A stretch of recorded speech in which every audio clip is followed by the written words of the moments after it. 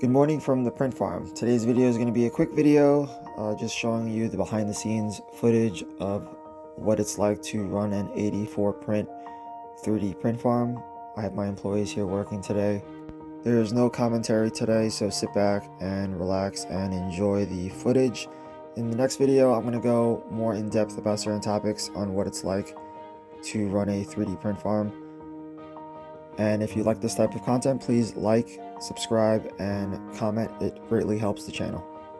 Thank you guys and enjoy the video.